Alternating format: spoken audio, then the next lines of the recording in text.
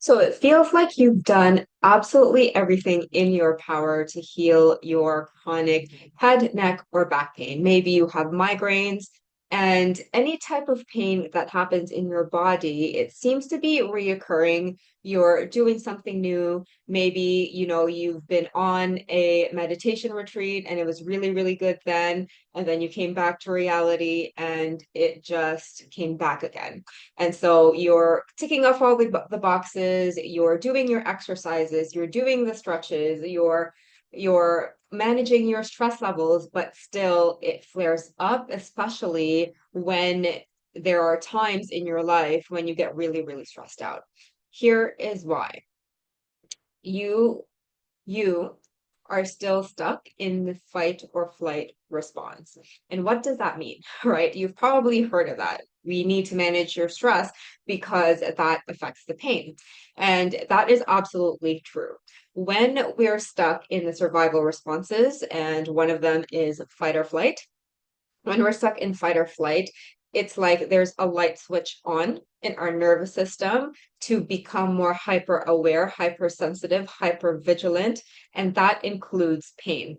We become more sensitive to pain, especially if this is something that has been going on chronically. And so when you get a new stressor in your life and something's happening for you, and it makes it worse because that already very sensitive fight or flight response hasn't been given the ability to turn off just because you haven't learned exactly how. And I know you're probably thinking, but Fritz, I'm meditating. I'm going to be honest with you. Some meditations don't do shit for the actual response of the fight or flight system. There is a very specific way that you turn off that response. And a lot of the guided meditations actually don't do a good job with this, right? And so it's not that you're wrong or they're wrong. It's just the wrong tool for the circumstance that you're in.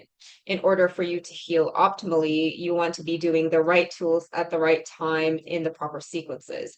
This is very, very important. And this is highly likely why you haven't healed your pain as well as you want.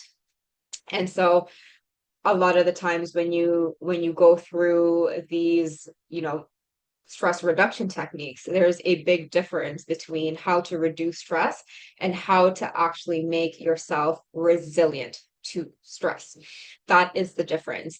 The biggest mistake that I see people do when they are in pain is they're mostly focused on reducing the stress. And yes, that can be useful at some contexts, but not always, right? In order for you to actually chronically improve pain and even relieve it for good, is you get to be more resilient. You get to expand that. And I introduced this concept called the stress bucket. It's kind of like this is my favorite coffee cup. It's my Harry Potter coffee cup. And let's say this is your stress bucket. We all Ours look very different from each other, and this contains all of our life experiences, what we're currently doing, what habits we have, like sleep, stress management, nutrition, hydration, movement. So this like whatever we're doing right now, whatever habits we have, is what determines what is in the stress bucket. So if we haven't really adapted and have done stress resilience exercises, this is going to be quite small and full to the brim with not so healthy things. And so if your stress bucket is overflowing because your fight or flight response continues to be on and you haven't turned it off, it's like there's an unlimited water pipe here just pouring shit into the stress bucket because we haven't turned our fight or flight system off. And when it is overflowing or when it's close to the brim and something new happens, that overflows the system, which then manifests as physical pain. And so this is how I teach my nervous system trainings. And what we do is instead of reduce that bucket, that's definitely one part. part of it, but not the most important part of it. Truth of the matter is, we will go through life and we will have more stressors, especially if you're a business owner and if you want to grow, scale, and expand. It is not enough to have your current stress bucket now. Once you leap through your next income level, your next new thing in your business, right? You get to really expand the stress bucket so that you'll be able to handle more without tipping over and overflowing into physical pain.